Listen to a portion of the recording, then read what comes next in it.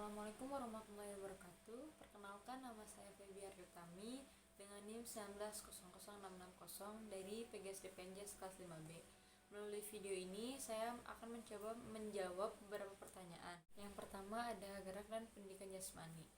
Seperti yang kita ketahui, gerak itu merupakan suatu perubahan tempat kedudukan pada suatu benda di titik awal.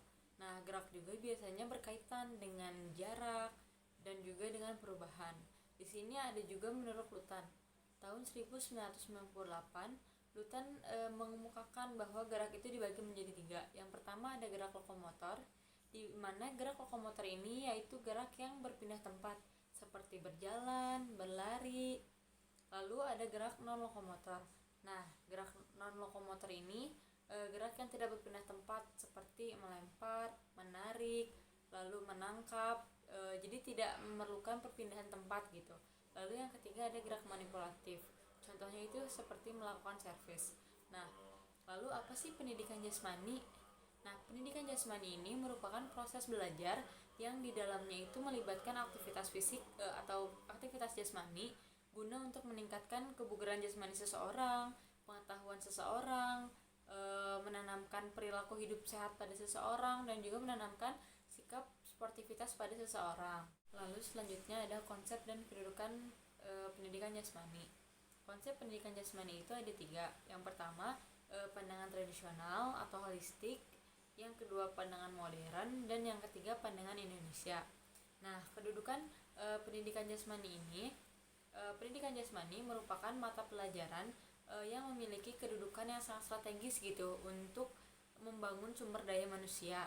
Hal ini sangat penting dan sangat berkaitan dalam penilaian seperti aspek kognitif, aspek psikomotor, dan aspek afektif gitu dalam pendidikan jasmani.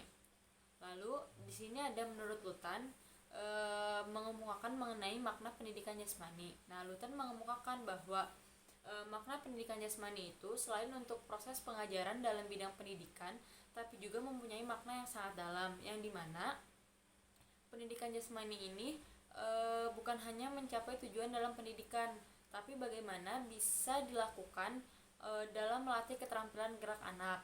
Nah, tujuan yang paling utamanya itu terletak pada bagaimana seorang anak itu bisa bergerak dengan aktif dan seorang anak itu mencintai gerak gitu. Jadi bukan hanya sekedar pendidikan saja. Lalu di sini juga ada fungsi pendidikan jasmani sebagaimana yang dikemukakan oleh Rahayu tahun 2013 bahwa ada beberapa fungsi dalam pendidikan jasmani. Yang pertama itu ada aspek organik, yang dimana aspek organik ini menjadi fungsi sistem tubuh untuk menjadi lebih baik gitu sebagai individu untuk memenuhi tuntutan dalam lingkungannya. Lalu yang kedua itu ada aspek perseptual, yang dimana aspek ini lebih mengedepankan atau untuk mengembangkan hubungan-hubungan yang berkaitan dengan tempat dan ruang. Lalu yang ketiga itu ada aspek sosial. Aspek sosial ini aspek yang di dalamnya lebih mengembangkan sikap kepribadian pada seseorang agar seseorang tersebut dapat diterima baik oleh masyarakat dan lingkungannya. Lalu yang keempat ada aspek emosional, di mana aspek ini lebih mengutamakan dan menanamkan rasa tanggung jawab terhadap seseorang, serta menanamkan emosional dalam diri seseorang sebagai rasa empati terhadap suatu suasana atau suatu keadaan yang sedang dialami atau sedang dihadapinya. Lalu di sini ada soal yang kedua tentang pemahaman Penjas. Nah, Penjas itu atau pendidikan jasmani itu bisa diartikan sebagai sebuah pengetahuan, sebuah pemahaman dengan istilah pedagogi. Nah, pedagogi di sini berarti suatu bimbingan yang diberikan oleh orang dewasa terhadap anak kecil gitu, dan diberikannya itu secara sadar dan juga dengan tanggung jawab penuh terhadap anak yang diajarkannya itu. Lalu yang ketiga ada gerak sebagai kebutuhan anak. Nah, seperti yang setelah kita ketahui bahwa pada dasarnya gerak itu merupakan kemampuan yang sangat mendasar yang dimiliki seorang anak gitu kan. Nah, biasanya keinginan untuk bergerak yang ada pada diri anak itu timbul secara alamiah. Gerak juga merupakan ciri kehidupan untuk meningkatkan kemampuan geraknya, yang merupakan upaya untuk meningkatkan kualitas hidupnya. Nah, teman-teman, di sini gerak di sini juga menjadi sesuatu hal yang sangat penting bagi anak, khususnya pada anak usia dini.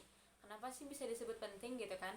Karena gerak di sini merupakan usaha atau upaya dirinya untuk membantu dalam menciptakan keterampilan gerak. Nah, jangan sampai kita sebagai pendidik nantinya atau kita sebagai orang tua nantinya membatasi gitu ruang gerak anak kita atau anak didik kita, karena semakin banyak anak bergerak, maka semakin banyak hal-hal baru yang ia jelajahi dan ia ketahui gitu.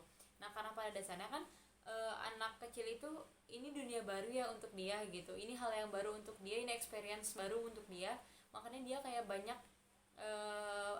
banyak pengen tahu akan hal ini, banyak pengen tahu akan hal itu. Nah, itu merupakan hal yang alami yang ada di dirinya gitu. Jadi jangan sampai kita sebagai pendidik atau orang tua nantinya membatasi ruang gerak anak gitu. Biarkan anak mengeksplor apa yang ia ingin ketahui, tapi mungkin dengan bimbingan kita sebagai orang tua atau sebagai pendidik nantinya. Selanjutnya, hubungan pendidikan jasmani, olahraga, dan permainan. Apa sih hubungan di antara ketiga ini gitu kan? Sebenarnya dalam ketiga hal ini atau ketiga aspek ini tentu ada hubungannya gitu, karena dalam ketiganya melibatkan bentuk gerakan secara pas dalam konteks untuk mencapai tujuan pendidikan, karena biasanya sudah dikemas dengan sedemikian rupa. Nah, olahraga juga biasanya beraneka ragam. Ada olahraga sebagai rekreasi, ada olahraga berprestasi, ada olahraga sebagai pendidikan, ada olahraga kesehatan, dan ada olahraga rehabilitas. Jadi hubungan pendidikan jasmani atau penjas, olahraga, dan permainan tentunya saling berkaitan erat gitu, atau saling berhubungan erat. Lalu selanjutnya ada landasan biologis bagi pendidikan jasmani, yaitu pengembangan kepercayaan diri atau kemampuan diri untuk menguasai materi tentang keterampilan gerak dasarnya yang nantinya akan mendorong atau akan memotivasi seseorang untuk untuk ikut serta atau menimbulkan rasa partisipasi dalam aneka kegiatan yang melibatkan aktivitas jasmani atau kegiatan aktivitas fisik. Lalu di sini ada dari Badan Standar Nasional Pendidikan tahun 2006 mengemukakan bahwa ada beberapa ruang lingkup pendidikan jasmani. Yang pertama itu ada permainan dan olahraga, di mana permainan dan olahraga ini mencangkup olahraga tradisional, terus kayak permainan eksplorasi gitu kan. Terus yang kedua ada aktivitas senam, di mana aktivitas senam ini merupakan aktivitas yang sangat sederhana tanpa memerlukan alat apapun gitu kan, hanya dengan mungkin dengan bantuan lagu gitu ya, biar kita yang melakukan senamnya juga lebih semangat gitu. Lalu yang ketiga ada aktivitas air. Nah, biasanya aktivitas air ini mencakup kegiatan seperti renang, terus kayak pembelajaran menyelamatkan atau penyelamatan di air seperti itu.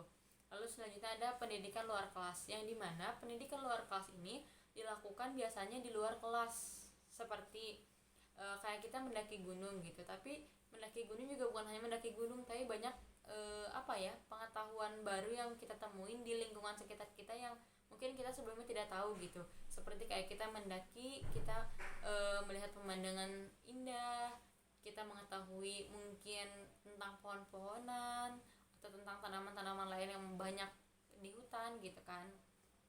Terus seperti piknik. Nah, itu juga kan satu kegiatan yang dilakukan di luar ruangan tapi tidak merubah atau tidak mengurangi rasa pendidikan jasmaninya gitu. Lalu yang terakhir ada kesehatan. Nah, kesehatan di sini lebih menanamkan budaya hidup sehat dalam kehidupan sehari-hari guna menjaga menjaga dirinya atau lingkungan sekitarnya agar selalu hidup sehat. Mungkin cukup sekian video yang dapat saya sampaikan. Kurang lebihnya mohon maaf. Wassalamualaikum warahmatullahi wabarakatuh.